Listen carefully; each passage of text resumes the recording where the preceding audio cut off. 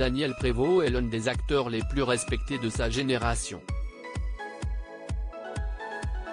Personne n'a oublié sa prestation légendaire dans Le Dîner de cons aux côtés de Thierry Lhermitte et Jacques Villeray en 1998, pour laquelle il a décroché le César du meilleur second rôle masculin l'année suivante.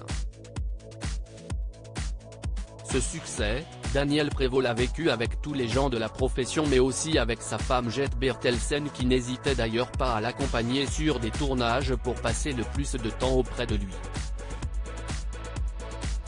Jusqu'au drame.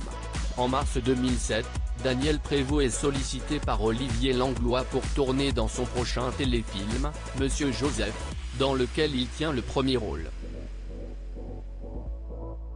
Le tournage de la production franco-belge se déroule entre le département du Nord et la Belgique. Aventure au cours de laquelle Jette Bertelsen finit par le rejoindre. Elle loge à l'époque à l'hôtel Hermitage Gantois de Lille, tout près de la Porte de Paris. Tout se déroulait sans encombre avant que Daniel Prévost apprenne la mort de son épouse. Le corps sans vie de Jette Bertelsen aurait été retrouvé dans la baignoire de la chambre qu'elle occupait à l'époque par un employé de l'hôtel. Cette disparition a mis un terme à des années de mariage, dont sont nés 3 enfants, Soren, Erly et Christophe. S'il a été choqué et abattu par la nouvelle, Daniel Prévost s'est finalement relevé de cette épreuve que personne ne pense pouvoir surmonter.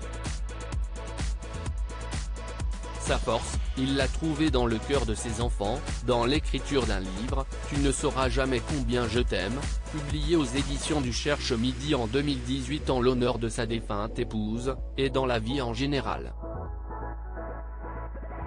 Sur les ondes des RTL pour la sortie du livre, Daniel Prévost était revenu sur la mort de sa femme et s'était livré sur la manière dont il avait remonté la pente.